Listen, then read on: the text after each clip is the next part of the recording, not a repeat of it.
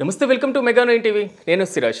తెలుగు రాష్ట్రాల్లో రాజకీయాలు మహారంజుగా మారుతున్నటువంటి పరిస్థితి కనబడుతుంది. ఒకవైపు తెలంగాణలో బీసీ రిజర్వేషన్ల ఇష్యూ, మరోవైపు జూబ్లీ హిల్స్కి సంబంధించినటువంటి ఉప ఎన్నికలు, ఆంధ్రప్రదేశ్లో మద్యం వ్యవహారం. ఈ మొత్తం మీద తెలుగు రాజకీయాలు, తెలుగు రాష్ట్రాల్లో ఉన్నటువంటి రాజకీయాలు ఏ వైపు వెళ్ళబోతున్నాయి? ఎన్నికలకి ఇంకా సమయం ఉన్నా ఎన్నికలు సమీపిస్తున్నటువంటి తరుణంలో ఉండేటువంటి ప్రతి విమర్శలే కనబడుతున్నాయి. ఇలాంటి అనేక అంశాలతో మనతో పాటు డిస్కషన్ చేయడానికి ప్రముఖ రాజకీయ విశ్లేషకులు డాక్టర్ జి జంగయ్య యాదవ్ గారు మనతో పాటు అందుబాటులో ఉన్నారు. జంగయ్య గారు నమస్తే అండి. ఎలా ఉన్నారు సార్? ఎలా చూడాలంటారు? ఇప్పుడు తెలంగాణ ఇష్యూకి వస్తే ఒకసారి బీసీ రిజర్వేషన్ల ఇష్యూ ఒకసారి మాత్రం మనకి తెలంగాణలో బాగా ఎక్కువగా కనబడుతుంది. అసలు బీసీ రిజర్వేషన్ల ఇష్యూకి రాజ్యాంగపరమైనటువంటి అడ్డంకులు అనేటువంటి అంశం దగ్గర నుంచి రేపు ఎన్నికల్లో బీసీలకు 42% రిజర్వేషన్లు ఇంప్లిమెంటేషన్తో జరుగుతాయా లేదా అనేది మాత్రం ప్రశ్నార్థకంగా మారింది. ఎలా చూడాలంటారు? స్పష్టంగా అండి, ఎందుకంటే బీసీ రిజర్వేషన్ ఏదైతే గత ప్రభుత్వాలు కూడా ప్రయత్నం చేసినప్పటికీ సుప్రీంకోర్టు ప్రకారం, రాజ్యాంగం ప్రకారం మనకు 50% సీలింగ్ ఏదైతే ఉందో దాన్ని దాటొద్దని చెప్పేసి రాజ్యాంగంలో ఉన్నటువంటి సందర్భం మనం చూసుకున్నాము. కాకపోతే దాంట్లో కొన్ని గత ప్రభుత్వం, కేసీఆర్ గారి ప్రభుత్వం కూడా అప్పుడు కోర్టుకు వెళ్ళేసి 50% కంటే చేద్దామని చెప్పేసి ప్రయత్నం చేసినప్పుడు కూడా కోర్టులో ఆ కేసు వీగిపోయింది. దాంతో మళ్ళీ యథాతథంగా 23% రిజర్వేషన్తోనే ఎలక్షన్స్లో కంటెక్ట్ చేయడం జరిగింది.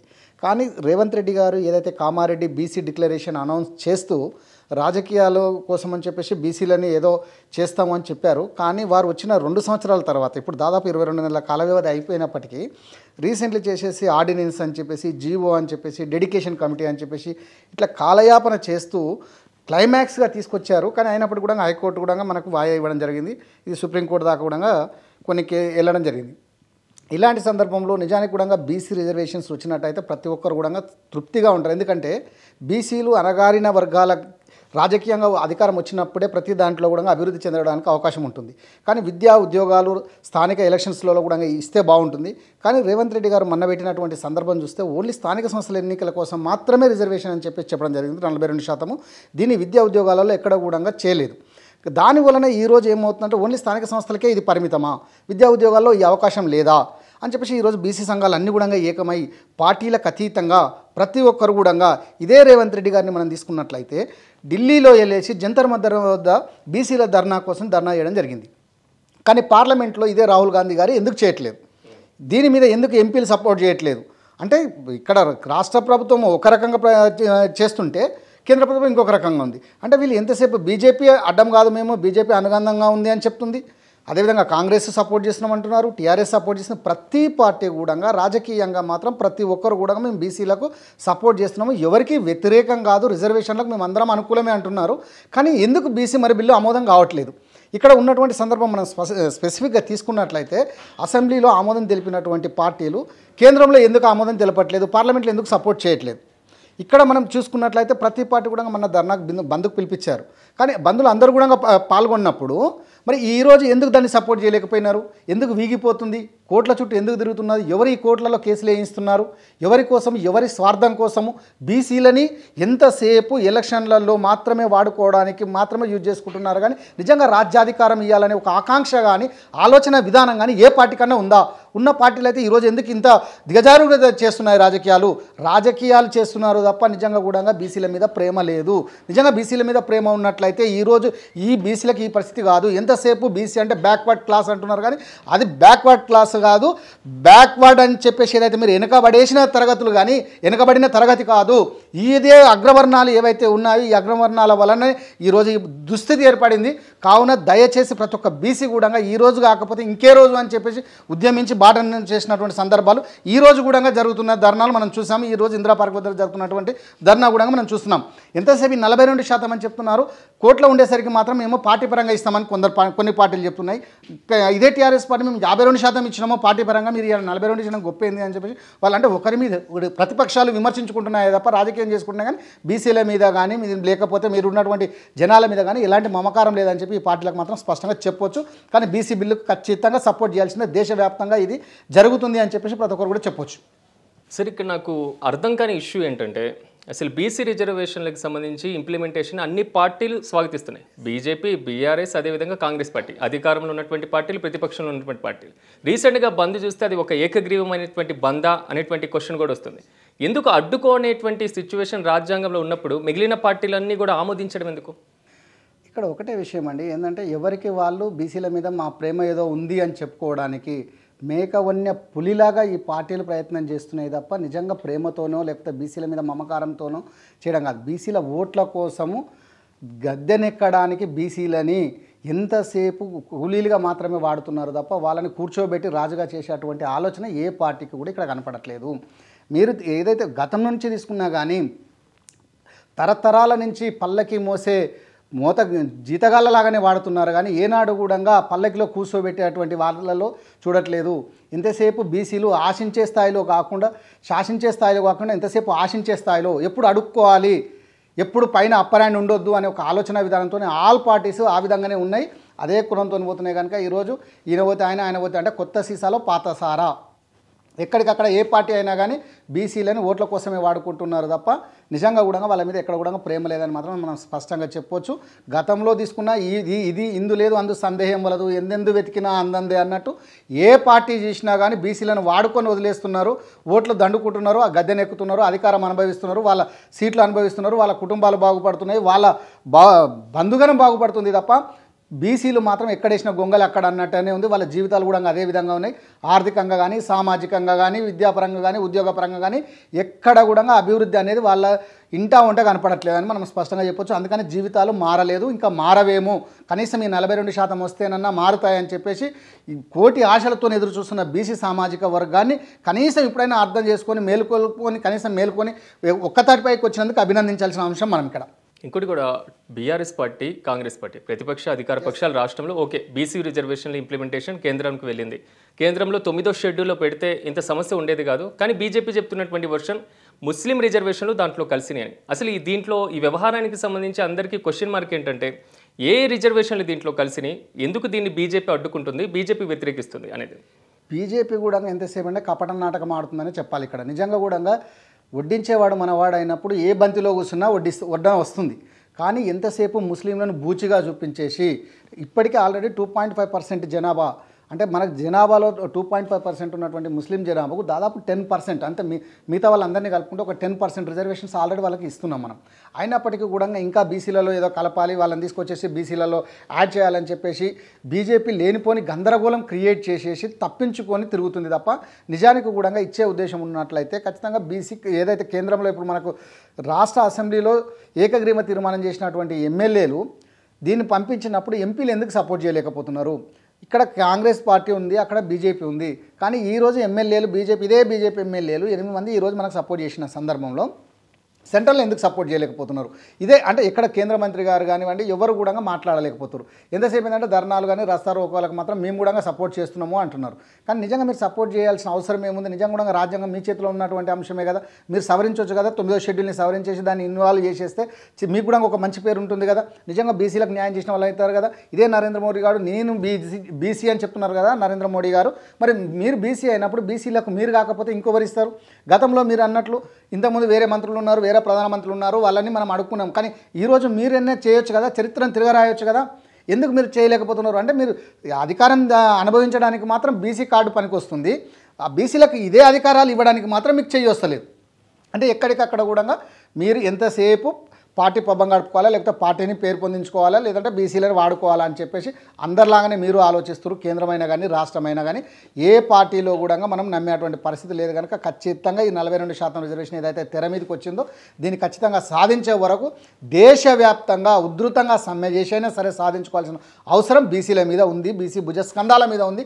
ఎంతసేపు వాళ్ళు ఆశించే స్థాయే కాదురా బాబు, మేము శాసించే స్థాయికి ఎదుగుతాము అని చెప్పేసి ప్రతి ఒక్కరు గొంతెత్తి ఈరోజు నినదించినటువంటి సందర్భం మనం ధర్నాలలో కూడా చూసినాము. ఎంత విజయవంతంగా సక్సెస్ అయిందో కూడా అందరూ ఒకే వేదిక మీదకి రావడం నిజంగా కూడా బీసీల విజయంగానే చెప్పొచ్చు ఇది మనం. అందుకే ఇప్పుడు హైకోర్టు అని చెప్పేసి ఇప్పుడు మనకు సుప్రీంకోర్టు నుంచి వీళ్ళు చేస్తున్నారు. సో అది కూడా మేబీ అతి తొందరలోనే పాజిటివ్ వస్తుందని చెప్పేసి ఎక్స్పెక్ట్ చేద్దాము. ఎందుకంటే రెడ్డి జాగృతి సంస్థ అని చెప్పేసి ఏదైతే కేసులు వేసేసి వెనకడుగు తీసుకోవాలని చెప్పేసి ఆలోచన చేస్తున్నారో నిజంగా కూడా మీ యొక్క రెడ్డి జాగృతి ఏదైతే వేస్తున్నటువంటి కేసులు దాని మీద వ్యతిరేకం కాదు. మేము బీసీలో మా వాటా మేము అడుగుతున్నాము, మేమెంతో దేశ జనాభాలో మేమెంతో మాకంతా వాటా కావాలని మాత్రమే అడుగుతున్నాము. కానీ పక్క వాళ్ళ ఉన్నటువంటి వాటాని మాకు కావాలని చెప్పి ఎక్కడ కూడా అడగట్లేదని చెప్పి బీసీలు క్లియర్గా చెప్తున్నారు. నిజంగా కూడా జనాభా శాతం పరంగా తీసుకున్నట్లయితే 56% జనాభా ఉన్నటువంటి బీసీ జనాభా ఉన్నటువంటి దాంట్లో మేము 42% అడుగుతున్నాం, 56% కూడా అడగట్లేదు. మరి అలాంటప్పుడు కనీసం మీరు 46 ఇవ్వడానికి మీకు ఏంది బాధ? అంటే ఎంతసేపు మీరు 2% 3% ఉన్న వాళ్ళేమో రిజర్వేషన్ స్థానికల్లో కానీ విద్యా ఉద్యోగాలలో కానీ ఎక్కడికక్కడ కూడా అభివృద్ధి చెందుతున్నారు. మరి 56% ఉన్న వాళ్ళకి ఎందుకు? అందరూ శాకాహారులే, మరి ఉన్నటువంటి కోడి ఎక్కడ బాయ్? ఇలా భవిష్యత్తు అంటే చూస్తుంటే మనకు అట్లా కనిపిస్తుంది ఎక్కడ కూడా. అంటే ఎవరిని నమ్మాలి ఎవరిని నమ్మొద్దు అనే అంశం కూడా ఇక్కడ క్లియర్గా కనపడుతుంది. ఇదే కాంగ్రెస్ పార్టీ బీసీ డిక్లరేషన్ అని చెప్పేసి కామారెడ్డిలో పెట్టేసి అంత పెద్ద ఎత్తు వేసి ఇలా అధికారం వచ్చిన తర్వాత 22 నెలలు అయిన తర్వాత కూడా ఇంకా కోట్ల చుట్టూ తిప్పుతూ పుణ్యకాలం కాస్త గడిచిపోయే విధంగా చేస్తున్నది. అదే మీరు డే 1 నుంచి ఎందుకు స్టార్ట్ చేయలే మాకు ఈ ఉద్యమం? ఇదే నిజంగా కూడా జీవో ఇచ్చి లేదంటే డెడికేషన్ కమిటీ అని చెప్పేసి మీరు జీవోలు పాస్ చేసేసి గవర్నర్ గారికి రాష్ట్రపతి గారికి ఇవన్నీ చేసే బదులు డే 1లోనే 9వ షెడ్యూల్ ఎందుకు సవరించడం అని చెప్పేసి మీరు ప్రధానమంత్రి నరేంద్ర మోడీ గారిని కలవలేదండి? బడే బాయ్ చోటే బాయ్ అని చెప్పేసి మీరే కదా కలుసుకున్నారు. నిజంగా కూడా మోడీ గారితో మనం వ్యతిరేకంగా ఉంటే మనకు కావాల్సినటువంటి అంశాలు చేయలేడు అనే ఉద్దేశంతోనే నేను చేస్తున్నాను అన్నారు. మీరు ఢిల్లీకి ఇప్పటిదాకా దాదాపు 60 సార్లు వెళ్ళారు. ఎందుకు బీసీ మీద ఎందుకు తీసుకెళ్ళలేకపోతున్నారు? మిగతా మంది ఎమ్మెల్యేలుగా మంత్రులుగా ఎందుకు తీసుకెళ్ళలేకపోతున్నారు? చెప్తున్నారు, చెప్పడానికి మాటలు చెప్తున్నారు కానీ ఎక్కడ కూడా ఇంప్లిమెంటేషన్ లేదు కదా. ఎంతసేపు మీరు మాటలకే పరిమితం అవుతున్నారు కానీ చేతలు ఎక్కడున్నాయి? రిజల్ట్ ఎక్కడుంది? ఎవరు చెప్తున్నారు? ఎక్కడ చెప్తున్నారు? ఈ రోజు కదా మీరు 2-3 నెలల నుంచి కదా, మీరు వచ్చి 22 నెలలు అయిపోయింది కదా, మరి 20 నెలలు ఏమైంది? ఎంతసేపు కమిటీలు వేస్తున్నాము, ఇవేస్తున్నాం అవేస్తున్నాం అని కాలయాపన చేసారు. కానీ నిజంగా కూడా మీరు బీసీల గురించి ఏనాడు పట్టించుకున్నారు? ఏనాడు అధికారం అయిపోయిన తర్వాత ఎలక్షన్లు వస్తేనే మీకు బీసీలు గుర్తుకొస్తున్నారు. ఎలక్షన్లు లేకపోతే బీసీలు ఎవరో? బీసీలు మాత్రం ఎంతసేపు అక్కడ అట్టడుగున ఉన్నటువంటి వాళ్ళే. కానీ బహుజన కుటుంబం అనేది చాలా పెద్ద కుటుంబం. 56% జనాభా ఉన్నటువంటి ఈ యొక్క జనాభా తలుచుకుంటే మాత్రం ఏ నాయకుడు కూడా భవిష్యత్తులో అధికారంలో కూర్చోలేడు అని చెప్పి స్పష్టంగా చెప్పొచ్చు ఇక్కడ మనం. కూడా పూర్తి స్థాయిలో తెలంగాణలో ఇంకో ఉన్నటువంటి ఇష్యూ జూబ్లీ హిల్స్ ఉప ఎన్నిక. ప్రజెంట్ జూబ్లీ హిల్స్ ఉప ఎన్నిక రసవత్తరంగా మారుతుంది. ఇది ఒక అసెంబ్లీ ఎన్నికల తరహాలో త్రిముఖ పోటీ ఉండబోతుందా లేదా ప్రధానమైనటువంటి 2 పార్టీల మధ్య పోటీ ఉండబోతుందా అనేది మాత్రం క్వశ్చన్ మార్క్గా మారింది. ఇప్పటికున్నటువంటి పల్స్ ప్రకారం ఏ పార్టీ ముందంజలో ఉంది అనుకోవచ్చు? ఒకటండి, ఇప్పుడు వాస్తవానికి అనుకోకుండా వచ్చినటువంటి బై ఎలక్షన్ ఇది. నిజంగా జనరల్ ఎలక్షన్ వస్తే మనము మీరు అన్నట్టు త్రిముఖ పోటీ అని చెప్పవచ్చు. బై ఎలక్షన్ అన్నప్పుడు అనుకోని పరిస్థితుల్లో మాగంటి గోపీనాథ్ గారు సరే కాలాతీతం చేయడం వలన దానివలన మనం ఇంకా అది దైవ నిర్ణయం, దానికి ఎవరేం చేయలేము. సరే అనుకోకుండా వచ్చిన ఎలక్షన్స్ కనుక వారి భార్యకు సునీత గారికి ఇచ్చినట్టుంది. సో సునీత గారు కూడా ఒక హౌస్ వైఫ్ అయినప్పటికీ నిజంగా రాజకీయాల మీద కొంత అవగాహన లేకపోవచ్చు. ఎందుకంటే ఇంట్లో ఉన్నటువంటి వారికి కొంత అవగాహన ఉండకపోవచ్చు. కానీ 3 సార్లు ఎమ్మెల్యేగా చేసినటువంటి గోపీనాథ్ గారి మీద సానుభూతి కొంతవరకు బీఆర్ఎస్కి సపోర్ట్ చేయవచ్చు. అదేవిధంగా మహిళ తనకు అంటే ప్లస్ పాయింట్స్గా మనం చెప్పుకోవాలంటే ఒక మహిళ ఉంది. సో మనకు ఇదే విధంగా గోపీనాథ్ గారు చేసినటువంటి 3 సార్లు ఏ ఎమ్మెల్యే అయినా కానీ 1-2 సార్లు వస్తే కొంత వ్యతిరేకత వస్తుంది. కానీ 3 సార్లు తను గతంలో ఫస్ట్ టీడీపీలో ఉండి తర్వాత బీఆర్ఎస్లోకి వచ్చి కంటిన్యూస్ 2 సార్లు గెలవడం అంటే ప్రజల్లో కొంత అనుకూల వాతావరణం కనపడుతుంది. కానీ అదేవిధంగా మనం ఇక్కడ కాంగ్రెస్ పార్టీకి వచ్చేసరికి మాత్రం ఇప్పుడు ఏదైతే నవీన్ యాదవ్ గారు ఉన్నారో గతంలో తీసుకున్నప్పుడు మనం తీసుకుంటే తను ఒకసారి ఎంఐఎంగా చేయడము, ఒకసారి ఇండిపెండెంట్గా కంటెస్ట్ చేయడము. కానీ ఇదే కాంగ్రెస్ పార్టీ లాస్ట్ టైం అజారుద్దీన్కి ఇవ్వడం. అంటే ఈ విధంగా పార్టీ ఒక్క క్యాండిడేట్ని పర్మనెంట్గా అక్కడ చేయలేకపోతుంది. అంటే ఎప్పటికప్పుడు పార్టీ ప్రతి సంవత్సరం మార్చుకుంటూ వస్తుంది. 5 సంవత్సరాలకు ఒకసారి ఎలక్షన్లలో ప్రతి ఒక్కరిని మార్చుకుంటూ వస్తుంది. అంటే స్థిరమైనటువంటి నాయకత్వం లేకుండా పోయింది అక్కడ జూబ్లీ హిల్స్లో. సో ఈరోజు నవీన్ యాదవ్ గారికి ఇచ్చారు. సో నవీన్ యాదవ్ గారు ఒక బీసీ బిడ్డ, నిజంగా యువకుడు. సరే అక్కడ 40 ఏళ్ళ నుంచి 35-40 సంవత్సరాల నుంచి వారి కుటుంబం అక్కడే ఉంది. మంచి చెడులకు ఆదుకోవడము సరే ఇలాంటి కొంత పాజిటివ్ తనకు ఉన్నప్పటికీ కొంత ఇంకా విష్ణువర్ధన్ రెడ్డి బీజేపీకి వచ్చేసరికి కొంచెం వెనుకబడిన మన లంకాల దీపక్ రెడ్డి బీజేపీ అభ్యర్థి ఏదైతే ఉన్నారో తనకు లాస్ట్ టైం వచ్చినప్పుడు 25,000 ఓట్లు ఏదో వచ్చినట్టుంది, 25,000 ఓట్స్ థర్డ్ ప్లేస్ ఏదో ఇచ్చారు. కాకపోతే ఎక్కడికక్కడ కూడా కేంద్రంలో అధికారంలో ఉన్నప్పటికీ కూడా దీపక్ రెడ్డి గారి యొక్క ఏదైతే క్యాండిడేట్ని అనౌన్స్ చేయడం కూడా చాలా ఇబ్బందిగా లేట్గా చేయడం. అంటే ఇక్కడ ముందే అనౌన్స్ చేసి ఉంటే బాగుంటుండే, కానీ లేట్గా చేయడం వల్ల ఆల్రెడీ ఇప్పుడు బీఆర్ఎస్ స్టార్టింగ్ డే 1 నుంచి కూడా చేయడం వల్ల ఒక విడత ప్రచారం అయిపోయిన తర్వాత కాంగ్రెస్ క్యాండిడేట్ని, సో ఆ కాంగ్రెస్ క్యాండిడేట్ ఒక విడత అయిపోయిన తర్వాత బీజేపీ క్యాండిడేట్, ఇట్లా వీళ్ళ కాలం దొరకకపోవడం ఒకటి మనకి ఇక్కడ ఉన్నటువంటి దీపక్ రెడ్డి గారికి. సో ఇట్లా ఎవరికి వారే అంటే మేమే అంటే నెక్ టు నెక్ వాస్తవానికి చెప్పాలంటే బీఆర్ఎస్ కాంగ్రెస్ అని చెప్పాలి. రెండోది ప్రతిపక్షాలు కూడా హైడ్రా ఇష్యూని తీసుకెళ్తున్నాయి. కాంగ్రెస్ పార్టీ 6 గ్యారెంటీలకు సంబంధించిన ఇష్యూ, మరి ముఖ్యంగా ఒకవేళ కాంగ్రెస్ పార్టీ గెలిస్తే బస్తీలో బుల్డోజర్లు వస్తాయనేటువంటి ప్రచారం. ఒకవైపు ప్రతిపక్షాలు ఇవి చేస్తూ సానుభూతి ఓట్లు అనేది కొంచెం బీఆర్ఎస్కి ఉంది. మరోవైపు బీసీ కార్డుని కాంగ్రెస్ పార్టీ వాడుతుంది. మేము బీసీలకు ఇస్తున్నాం రిజర్వేషన్లు, ఇప్పుడు బీసీ అభ్యర్థే ఉన్నారు. ఈ రెండు చెల్లుతాయి అంటారా జూబ్లీ హిల్స్ ఎలక్షన్స్లో? అసలు అంటే ఇక్కడ ఒక రకంగా మీరు చెప్పింది వాస్తవము. ఎందుకంటే ఏదైతే హైడ్రా అంటారో రేవంత్ రెడ్డి గారు వచ్చిన తర్వాత హైడ్రాని తీసుకొచ్చిన తర్వాత కొంత ఇబ్బంది మాత్రం జరిగింది, వాస్తవం అది ప్రజల్లో. ఎందుకంటే అది కూడా ఏంటంటే సరే పెద్ద కుటుంబాల దగ్గరికి పోతే ప్రాబ్లం అయ్యేది కాదేమో, కానీ నిజంగా కూడా 60 గజాలు 100 గజాలు ఈ మూసికాల పక్కన ఉన్నటువంటి వాళ్ళు, లేకపోతే ఇంకెక్కడ స్లమ్లలో ఉన్నటువంటి వాళ్ళు 60 గజాలు 70 గజాలు నది ప్రవాహక ప్రాంతాల్లో ఉన్నటువంటి మూసి నది ప్రవాహక ప్రాంతాల్లో ఉన్నటువంటి వాళ్ళ గుడిసెలు ఏదైతే కూల్చారో అది ఎంతో కొంత కూల్చినప్పటికీ అది నిజంగా కూడా వాళ్ళ జీవన పరిస్థితి రోడ్డు మీదకి తీసుకొచ్చినటువంటి సందర్భాలు మనం రోజు మీడియాలో చూసాం. దాంతో ఏమైందంటే ఒక ప్రజల్లో సామాన్యుల్లో మేము ఏదో పొట్టకూటి కోసం అని చెప్పేసి చిన్న గూడి కట్టుకుంటే దాన్ని ఇలా కూలగొడుతున్నారు, పర్మిషన్లు లేవని అది లేదని చెప్పేసి ఒక బూచిగా మాత్రం అక్కడ కనపడుతుంది హైడ్రా. దానివలన ప్రజల్లో ఒక తిరుగుబాటు మాత్రం కనపడింది వాస్తవానికి 100% అది. ఎందుకంటే ఎక్కడికి కూడా ఇంతకుముందు గతంలో ఇట్లాంటి సిచ్యువేషన్ లేదు. కానీ ఈ పెద్దవాళ్ళ ఇళ్ళకు పోకుండా నోటీసులు మాత్రం వాళ్ళకి ఇస్తున్నారు. మాకు ఎలాంటి నోటీసు లేకుండా రాత్రికి రాత్రే అంటే శనివారం ఆదివారం వచ్చేసి మాత్రమే కూల్చుతున్నారు, కోర్టులు సెలవు ఉన్న రోజు వచ్చి కూలుస్తున్నారు అని చెప్పేసి ప్రతిపక్షాలు ఏదైతే దాన్ని సక్సెస్ అయిందనే చెప్పాలి ఆ విషయంలో. హైడ్రాని రేవంత్ రెడ్డి గారు హైడ్రాని తీసుకొచ్చారు, మీరు కూల్చివేతలకు మీరు మార్గదర్శకము, నిర్మాణానికి మేము మార్గదర్శకం అని చెప్పేసి వాళ్ళు తీసుకున్నటువంటి దాన్ని ప్రజల్లో లోతుగా తీసుకెళ్ళగలిగారు. అది కొంత కాంగ్రెస్ పార్టీకి మైనస్ అయ్యే ఛాన్స్ మాత్రం 100% మీరు చెప్పింది వాస్తవము. అదేవిధంగా మీరు ఏదైతే బాకీ కార్డు అని చెప్పేసి బీఆర్ఎస్ పార్టీ పెట్టిందో 6 గ్యారంటీలు 420 హామీలు అని చెప్పేసి మాకు తులం బంగారం రాలేదని చెప్పేసి ఒక ఆయన అంటే, ఇంకొక ఆయన స్కూటీలు రాలేదని, ఇంకొక ఆయన పెన్షన్లు రాలేదని, ఇంకొక ఆయన రైతు బంధువు అని చెప్పేసి మీరు ఇచ్చారు 2 లక్షలు అన్నారు, ఇంతవరకు సగం మందికి రాలేదు. 69 లక్షల కుటుంబాలు రైతులకు ఉంటే సగం మంది కూడా అందలేదు. మేము లక్షలు చేస్తేనే మేము 1,20,000 కోట్లు మేము బాకీలు చేసినాము. మరి మీరు తెచ్చింది ఎంత, మీరు ఇచ్చింది ఎంత? మీరు ఇప్పటికీ రోజుకు 3,670 కోట్ల రూపాయలు రోజు అప్పు తీసుకొస్తున్నారు. మరి అవి ఎక్కడ పోతున్నాయి? మేము తీసుకొచ్చినటువంటిది అభివృద్ధి చూపిస్తున్నాము, మీరు తీసుకొచ్చినటువంటిది మూసి కాలువలలో చూపిస్తున్నారు, ఎక్కడ కూడా డెవలప్మెంట్ లేదు చెప్పేసి ప్రతిపక్షాలు ధీటుగా స్పందించడం. అంటే ఎక్కడికక్కడ కూడా మోటార్లు యూరియా మనం తీసుకున్నట్లయితే రైతులే తీసుకుంటున్నాం, మనం రైతులకు కూడా ఎక్కడ కూడా న్యాయం జరగట్లేదు. ఇలా ధర్నాలు చేస్తున్నారు, రస్తారోకోలు చేస్తున్నారు. ఇలాంటి సందర్భము మోటార్లకు కూడా మీటర్లు పెట్టాలని చెప్తే నేను ఒప్పుకోలేదని చెప్పేసి ఎంతసేపు కేసీఆర్ గారు చెప్పుకోవడం. అంటే మాకు కేంద్రం సపోర్ట్ చేస్తున్నప్పుడు కూడా నేను మీటర్లు పెట్టాను, రైతులకు సస్యశ్యామలంగా ఉండాలని చెప్పేసి చెప్పినాము. కానీ ఈరోజు చూసుకున్నట్లయితే ఎక్కడ కూడా కరెంటు కూడా ఉండట్లేదు సరిగ్గా. ఇప్పుడు నీళ్ళు తాగునీళ్ళు కూడా దొరకట్లేదు, సాగునీరు దొరకట్లేదు. గతంలో పంటలు మేము సమృద్ధిగా పండించినాము గతంలో రైతులు, కానీ ఈరోజు ఆ పంటలకు కూడా లేదు. యూరియా కనీసం విత్తనాలకు లేదు. చెప్పులు లైన్లో పెట్టేసి నిలబడే పరిస్థితి నిలబడ్డది యూరియా కోసము అని చెప్పేసి కొన్ని పేపర్లలో ఫొటోస్ కానీ అక్కడ ఉన్నటువంటి స్క్రోలింగ్స్ కానీ ఇవన్నీ మనం చూస్తున్నాం. ఇవన్నీ కూడా కొంతవరకు మనకు ఈ జూబ్లీ హిల్స్ ఎలక్షన్లో చూపిస్తున్నది. దానికి ఎఫెక్ట్ ఇంకొకటి ఏంటంటే ఇప్పుడు ఫార్మాసిటీ అని చెప్పేసి ఏదైతే ఉందో మనం ఈరోజు తీసుకున్నట్లయితే దాదాపు ఎంత 200 నామినేషన్ల చిల్లర మనము మన వేసినటువంటి ప్రతి నిరుద్యోగులు, రైతులు, ఇక్కడ ఎవరైతే మాల ఎస్సీ ఎస్టీ వాళ్ళు అని చెప్పేసి ఏదైతే మాకు అన్యాయం జరిగింది, మీరు ఎస్సీ ఎస్టీ యాక్ట్ని ఏదైతే చేసిరో అని చెప్పేసి ఇట్లా ప్రతి ఒక్కరు కూడా వ్యతిరేకత ఉన్న ప్రతి ఒక్కరు కూడా నామినేషన్ చేయడం జరిగింది. ఈ ఫార్మాసిటీ ఏదైతే ఉందో మనం అనుకుంటున్నామో 4th సిటీ అని చెప్పి ఫ్యూచర్ సిటీ అనుకుంటున్నామో దాన్ని నేను క్యాన్సిల్ చేస్తానని చెప్పేసి రేవంత్ రెడ్డి గారు ఎలక్షన్లో చెప్పారు. కానీ ఇప్పుడు గెలిచిన తర్వాత దాన్ని 4th సిటీ కాదు ఫార్మాసిటీని క్యాన్సిల్ చేసి పేరు మార్చి ఫ్యూచర్ సిటీ అని పేరు మార్చారు.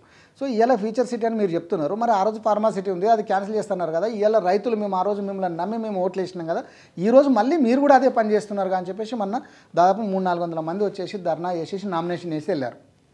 ఇప్పటికి కూడా అంటే నిరుద్యోగులు మాకు ఉద్యోగాలు ఇస్తున్నారు, 2 లక్షల ఉద్యోగాలు ఇస్తున్నారు సంవత్సరానికి, ఎక్కడ పోయింది మాకు జాబ్ కార్డు ఏమైంది అని చెప్పేసి వాళ్ళు నిరుద్యోగులు కూడా వేయడం జరిగింది.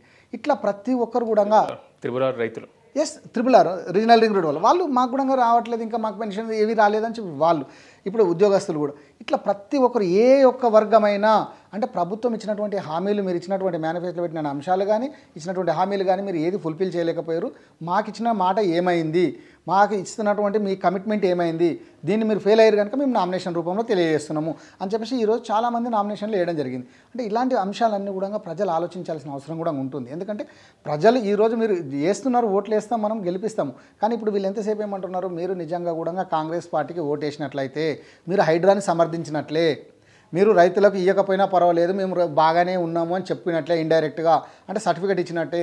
ఇక్కడ నిరుద్యోగులకు మాకు ఉద్యోగాలు లేకపోయినా పర్వాలేదు, మీరు చేసేది కరెక్ట్ సార్ అని చెప్పినట్టే అని చెప్పేసి ప్రతి ఒక్కటి కూడా వాళ్ళు తీసుకెళ్ళగలుగుతున్నారు. అంటే ఈ కాంగ్రెస్ పార్టీకి ఏవైతే ఇచ్చినటువంటి హామీలు నెగిటివ్స్ ఉన్నాయో వాటన్నింటినీ ప్రొజెక్ట్ చేయగలుగుతున్నారు, వాటన్నింటినీ ప్రజల్లో తీసుకెళ్ళగలుగుతున్నారు. ఇదే కాంగ్రెస్ పార్టీ ఎంతసేపు వాళ్ళు బాకీ కార్డు అని వాళ్ళు చూపిస్తే మీరు గత 10 ఏళ్లలో ఉన్నటువంటి బాకీ ఇది అని చెప్పేసి వీళ్ళు ఒకటి, అంటే చర్యకు ప్రతి చర్యగా చూపించగలుగుతున్నారు. కానీ ఎక్కడ కూడా వాస్తవానికి ఇక్కడ కాంగ్రెస్ పార్టీకి ఒకటి మైనస్ ఏమవుతుందంటే వాళ్ళలో వాళ్ళు, ఇప్పుడు మీరు అన్నారు కదా బీసీ నాయకుడిని పెట్టాము, బీసీ నినాదం నడుస్తుంది కదా, బీసీ అతన్ని పెట్టాము, నవీన్ యాదవ్ గారిని పెట్టాము, సో మేము బీసీకి న్యాయం చేసినామన్నారు. కానీ అది ఇప్పుడు నిన్న జరిగినటువంటిది కొండా సురేఖ గారిది బీసీయే కదా.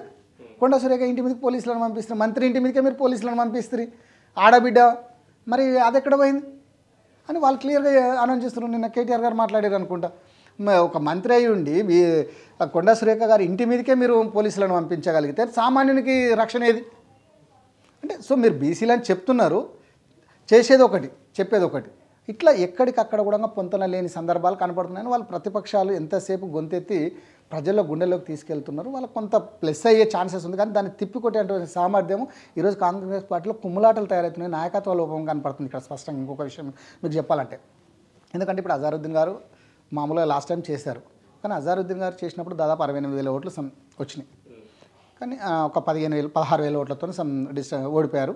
సరే, అది ఒక అంశం పక్క పెట్టుకుంటే, నిన్న ఒక నాయకుడు మాట్లాడుతూ రాజగోపాల్ రెడ్డి గారు, ఎవరు మన మునుగోడు ఎమ్మెల్యే కోమటిరెడ్డి రాజగోపాల్ రెడ్డి గారు మాట్లాడుతూ, అయ్యా మరి నీకు బీసీల మీద అంత ప్రేమ ఎక్కువైంది కానీ మరి ముస్లింల మీద ప్రేమ ఏమైంది, ముస్లింకు పోయినసారి అజారుద్దీన్ గారికి ఇచ్చినావు కదా, మరి ముస్లింలు దాదాపు 30%, యాక్చువల్లీ 3,90,000 ఓట్లు ఇలా జూబ్లీ హిల్స్ ఎలక్షన్స్లో మనం చూసుకున్నట్లయితే మొత్తంగా 3,90,000 ఓట్లు ఉన్నాయి, దాంట్లో ఒక 30% ఓట్స్ మైనార్టీ ఓట్స్ ఉన్నాయి, అంటే దాదాపు 1,00,000 ఓట్లు మైనార్టీస్ ఉన్నాయి. మరి మైనార్టీస్ 1,00,000 ఓట్లు ఉన్నప్పుడు నువ్వు 1,00,000 ఓట్లు ఉన్న మైనార్టీకి ఇవ్వకుండా ఇలా బీసీకి ఎందుకు ఇచ్చినావు అంటే? గతంలో నువ్వు ఆల్రెడీ మైనార్టీని వాడినవు, అంతకుముందు విష్ణువర్ధన్ రెడ్డిని వాడినవు, ఇంకా మిగిలింది లాస్ట్కి బీసీ, అంటే ఇంతవరకు ఎవరు గెలవలే అక్కడ. అంటే బలి పశువుని చేయడానికి వాడుతున్నావా? నవీన్ యాదవ్ ఒక రౌడీ అని చెప్పేసి మీ ఎమ్మెల్యే చెప్తే మీ దాని మీద ప్రతిచర్య ఎక్కడుంది? ఎవరైనా కనీసం ఖండించినటువంటి సందర్భం కనపడుతుందా? లేదని చెప్పేసి చెప్పడానికి ఎవరైనా ముందుకు వచ్చిరా? ఒక నాయకుడు పోయి కనీసము ప్రచారం చేసుకుందాం, మంత్రుల మధ్యన ఎక్కడైనా సఖ్యత ఉందా?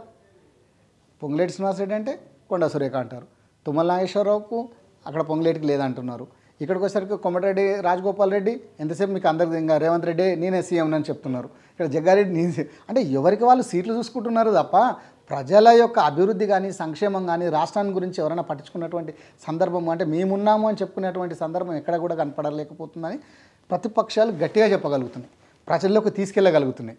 కానీ అలాంటివి కాదు, ఇది కాదు మేము చేస్తున్నాం ప్రజలకు. నిజానికి కూడా ఈరోజు రేవంత్ రెడ్డి గారి పరిపాలన, కాంగ్రెస్ పరిపాలన రేషన్ కార్డ్స్ ఇచ్చారు, మరి ఆ రేషన్ కార్డ్స్ ఇచ్చిన అంశం ఎందుకు చెప్పలేకపోతున్నారు? రేషన్ కార్డు ఎవరికి అవసరమండి? మామూలుగా జనరల్గా ఒక సామాన్యునికి అవసరం, సామాన్యునికి ఇలా అది అందింది కదా. అంటే ఎక్కడికక్కడ కూడా కనీసం రేషన్ కార్డులు ఇన్ని రోజులు కొంచెం హోల్డ్ అయినప్పుడు ప్రతి ఒక్కరికి అందింది, అది ఎందుకు చెప్పలేకపోతున్నారు? ఇప్పుడు స్థలం ఉన్నటువంటి వారికి 5 లక్షల రూపాయలు ఇస్తున్నారు, అది ఎవరికైనా చెప్పగలుగుతున్నారా? ప్రజలు తీసుకెళ్ళలేకపోతున్నారు. అంటే చేసింది కూడా చెప్పుకోలేని దౌర్భాగ్య పరిస్థితులు ఈరోజు కాంగ్రెస్ పార్టీ ఉందని చెప్పొచ్చు మనం. అంటే చెప్పేది ఇప్పుడు చేసింది చెప్పకపోతే ఎలా తెలుస్తుంది? తీసుకున్నామనికి ఒక్కనికే తెలుస్తుంది, కానీ చెప్తే 10 మందికి తెలుస్తుంది, అది కదా ప్రచారం అయ్యేది. కానీ ప్రచారం లేకుండా మీరు ఎంతసేపు లోపల చేసుకుంటే ఇదేమి కాపురం కాదు కదా, సంసారం అయితే నువ్వు లోపల చేసుకుంటే ఏం కాదు, కానీ ప్రజలకు తెలవాల్సిన అంశం ఇది, అది మీరు చెప్పలేకపోతున్నారు. రేవంత్ రెడ్డి గారు ఒక్కరే అయిపోయారు, వారికి నిజంగా కూడా సపోర్ట్ అనేది లేదని చెప్పాలి. ఎందుకంటే మనం డే 1 నుంచి కూడా టీడీపీలోకి వెళ్ళి వచ్చినటువంటి రేవంత్ రెడ్డి గారికి మేము సపోర్ట్ చేయమని చెప్పేసి ఈ పెద్ద నాయకులు ఎవరైతే ఉన్నారో పెద్ద వాళ్ళంతా మేము సీనియర్స్ అని చెప్పేసి జబ్బలు జరుచుకున్నటువంటి నాయకులు వాళ్ళతో కాదని చెప్పేసి కదా రేవంత్ రెడ్డి గారికి ముఖ్యమంత్రి పదవి వచ్చింది. ఎలాగో మీరు లేవనెత్తారు కాబట్టి అది కూడా ప్రధానమైనటువంటి ఇష్యూ. అంటే తెలంగాణలో టీ కప్పులు తుఫాన్ దీంతో చల్లారిపోయినట్టేనా? మొత్తంగా మంత్రి కొండా సురేఖ క్షమాపణ చెప్పారు అంటే ఇక్కడితో అయిపోయినట్టేనా ఎపిసోడ్? అది చెప్తున్నానుగా, అంటే మీడియా ముందు కానీ పేపర్ల మధ్యలో మాత్రమే చల్లారింది, కానీ మనసులో అనేది ఖచ్చితంగా ఉంటుందిగా ఎవరికైనా. కానీ ఎవరికైనా ఒక ఆత్మగౌరవం అనేది ఉంటుంది కదా, అది ఎప్పటికీ అది మెసులుతూనే ఉంటుంది, అవకాశాన్ని బట్టి బయటకు వస్తుంది తప్ప ఎక్కడ కూడా ఇది చల్లారిందని మనం స్పష్టంగా చెప్పలేము. ఎందుకంటే ఈ రోజు వీళ్ళిద్దరి మధ్యన చల్లారితే ఇంకొకరి మధ్యన రాజుకుంటుంది. కానీ ఇక్కడ ఇంకో ఇష్యూ ఏమొస్తుందంటే ముఖ్యమంత్రి గారికి క్షమాపణ చెప్పారు మంత్రి, కానీ వాళ్ళ అమ్మాయి కొంచెం ఆవేశపడింది. ఎగ్జాక్ట్ తప్పు మాట్లాడింది అనేది మాత్రం ఎక్కడ కొట్టేలేదు ఎందుకు? అంటే ఇక్కడ చెప్పలేరు కదా. నేను అందుకే అంటున్నాను, ఎంతసేపు ముఖ్యమంత్రి గారికి మేము సారీ అని చెప్తున్నాం కానీ ఆ రీజన్ చెప్పాల్సిన అవసరం లేదు. అంటే చెప్పినట్లయితే మళ్ళీ కూడా తను కూడా తగ్గినట్టు అవుతుంది కదా. అంటే ఎక్కడ కూడా ఎక్స్ప్లెనేషన్ అనేది లేదు, జస్ట్ సారీ అని చెప్తారు ఎవరైనా. అంటే ఈ సారీ చెప్పడం వలన ఏంటంటే అక్కడ సర్దుమని, ఆ క్షణానికి సర్దుమనిగింది. అంటే ఇంకా గతం రాజుకుంటూనే ఉంది, ఈరోజు వీళ్ళిద్దరి మధ్యన అయింది. గతంలో మనం చూసాం కదా, ప్రతి ఇద్దరు మంత్రుల మధ్యనే కాదు, ఎమ్మెల్యేల మధ్యలో కానీ నాయకుల మధ్యలో కూడా కుమ్ములాటలు జరుగుతూనే ఉన్నాయి కాంగ్రెస్ పార్టీలో. అంటే కొత్త వర్గము, పాత వర్గము, మీ నాయకుడు, మా నాయకుడు, ఇట్లా ఎంతసేపు అది జరుగుతుంది తప్ప ఎక్కడ కూడా దీన్ని క్లోజ్ చేద్దాము అనేటువంటి పెత్తనం ఎవరికి లేదు. ఒక నాయకుడు అనేటాడు లేడు, దిక్సూచి అనేది లేదు.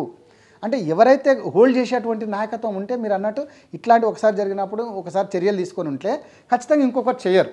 కానీ ఇట్లాంటివి జరిగినప్పటికీ కూడా ఎక్కడ కూడా చర్యలు జరగట్లా, ఎంతసేపు చూసి చూడనట్టు పోతున్నారు. ఏమనంటే ఇప్పుడు ఎలక్షన్స్ ఉన్నాయి కదా, ఈ ఎలక్షన్స్ అయినాక చూద్దాంలే, లేదంటే ఇంకొకటి అయిన తర్వాత సరేలేపో మేము కూర్చున్నాం మాట్లాడుకున్నాం, కుటుంబం మహాసముద్రం ఇది, సో ఇట్లాంటి కామనే, ఇట్లా ఏదో మాయ మాటలతో ఏదో కాలం గడుపుతూ కాలం ఎలదీస్తున్నారు. కానీ ఇది పూర్తిగా సమసిపోయినట్టయితే కనపడదు, మ్యాక్సిమం అది కాదు కూడా నాకు తెలిసి.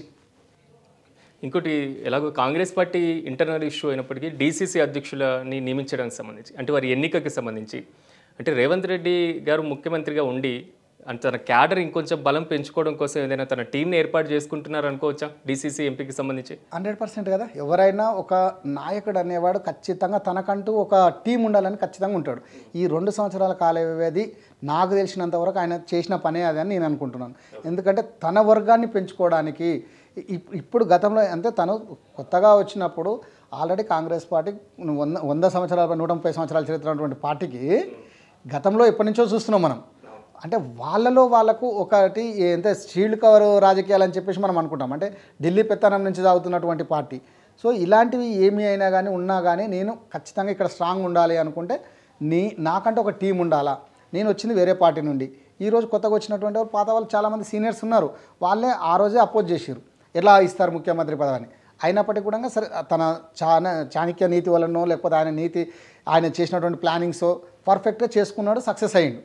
అదేవిధంగా రేపు భవిష్యత్తులో కూడా ఇంకొక 10 సంవత్సరాలు నేను ఖచ్చితంగా ఒక హోదాలో ఉండాలనుకున్నప్పుడు, ఒక నాయకత్వం పార్టీకి వహించాలి అనుకున్నప్పుడు నా అంటూ ఒక వర్గం ఉండాలా అని చెప్పేసి వారు ఈరోజు వచ్చినప్పటి నుంచి కూడా ప్రతి ఒక్క నియోజకవర్గంలో ప్రతి ఏరియాలో కూడా తనకంటూ ఒక వర్గాన్ని ఏర్పాటు చేసుకుంటూ దాన్ని ప్లాన్ చేసుకుంటున్నానే మనం స్పష్టంగా చెప్పొచ్చు. డీసీసీ ఎలక్షన్స్ కూడా ఈరోజు పోతున్నారు ఢిల్లీకి ఈరోజు. సో 2 రోజులు అక్కడే ఉంటున్నారు కనుక మేబీ ఖచ్చితంగా తనకు అనుకూలమైన వాళ్ళనే వేసుకుంటాడు అనేది మాత్రం మనం ఎవరమైనా ఖచ్చితంగా తనకు మాలిన ధర్మం ఎవరూ చేయరు.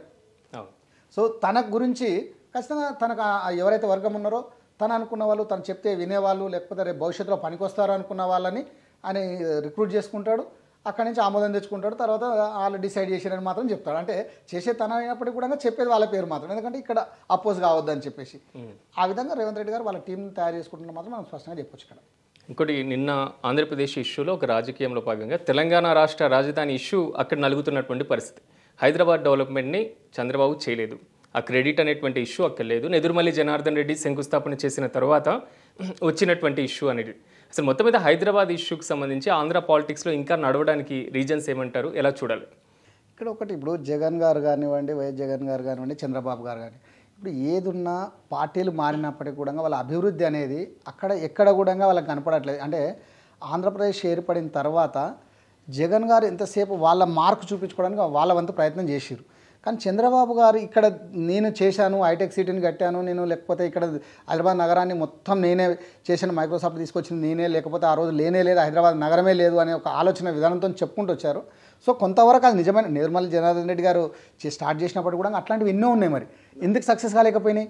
సో నిజంగా కూడా ఒక విజన్ ఉన్న నాయకుడు చంద్రబాబు గారు అని మాత్రం మనం స్పష్టంగా చెప్పొచ్చు. వారి వలన వాస్తవానికి సరే ఆయన చెప్పినటువంటి 100% కాకుండా 50% మాత్రం ఆయన పాత్ర ఖచ్చితంగా హైదరాబాద్ నగరం అభివృద్ధిలో కనపడ్డది. దానికి సపోర్ట్గా మన వాళ్ళు కూడా ఎంతోమంది మంత్రులు వారికి సహాయ సహకారాలు అందించడం వల్లనే సక్సెస్ అయింది తప్ప తన ఒక్కని ఆలోచన తనదైనప్పటికీ కూడా ఇంప్లిమెంటేషన్ మాత్రం మిగతా వాళ్ళ సపోర్ట్ లేకుండా అయితే కాదు కదా. సో మనం ఖచ్చితంగా చంద్రబాబు గారు ఒక విజన్ ఉన్న నాయకుడు చేసింది కూడా ఒప్పుకోవాలి మనం. ఎందుకంటే ఈ ఓడ దాటేంతసేపు ఓడ దాటిన తర్వాత బోడి మల్లయ్య అన్న చందంగా కాకుండా జగన్ గారు సరే జగన్ చేసేది ఆయన ఆంధ్రప్రదేశ్కి ఏం చేసుకున్నాడు ఏందనేది అందరూ చూసిందే. ఇవాళ కొత్తగా దీన్ని మనము ఆయన వచ్చిన పాత్ర ఏం లేదు. సరే జగన్మోహన్ రెడ్డి గారు తండ్రి రాజశేఖర రెడ్డి గారు కూడా ఇప్పుడు ఆరోగ్యశ్రీ అని పెట్టారు మనకు. అది నిజంగా కూడా ఎవరు చేశారంటే జగన్మోహన్ రెడ్డి గారు కాదు, మీ నాన్న రాజశేఖర రెడ్డి గారు చేశారు అని చెప్పేసి ఈవెన్ కేసీఆర్ గారు కూడా అసెంబ్లీలోనే చెప్పారు. అంటే మంచే ఉంటుంది ఎప్పటికైనా, చెడు చేస్తే ఎవరైనా ఖచ్చితంగా ఇది చెడు అని చెప్తాం. సో ఇట్లా కొన్ని విషయాలను తీసుకున్నట్లయితే ఎవరికి వాళ్ళు కొన్ని, ఇప్పుడు ఎన్టీ రామారావు గారు ఉన్నారు, నందమూరి తారక రామారావు గారు ₹2 కిలో బియ్యం పెట్టి వెళ్ళారు. అది ఎప్పటికి కూడా ఎవరు పెట్టి ఈ స్కీమ్ అంటే నందమూరి తారక రామారావు గారు. ఈ ఆరోగ్యశ్రీ ఎవరు పెట్టారంటే మామూలుగా మనం వైఎస్ రాజశేఖర రెడ్డి పేరు గారు. ఇప్పుడు హైటెక్ సిటీ ఎవరు కట్టారంటే ఖచ్చితంగా చంద్రబాబు పేరే చెప్తాం మనం. సో అంటే అది గతం, అది చరిత్రను ఎవరు మార్చలేరు కదా. ఇలా కొత్తగా మీరు ఏమైనా చేసేది ఉంటే నిజంగా కూడా చెప్పండి, దాంట్లో తప్పేముంది. సో ఖచ్చితంగా చంద్రబాబు గారి పాత్ర ఉందని మనం మాత్రం చెప్పొచ్చు. థ్యాంక్ యూ సార్, మీరు మాతో పాటు పార్టిసిపేట్ చేసి చాలా అద్భుతమైనటువంటి విశ్లేషణ ఇచ్చినందుకు. సో ఇలాంటి విశ్లేషణాత్మకమైనటువంటి అంశాలతో మళ్ళీ కలుద్దాం. చూస్తూనే ఉండండి మెగా 9 టీవీ.